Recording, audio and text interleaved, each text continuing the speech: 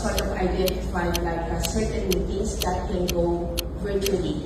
So we at the National Organizing Council, we are stationed the themes that will be discussed by the leaders in support of those 3 agenda items. So many of those working group meetings took on a virtual. Ano ba? Si Ma'am.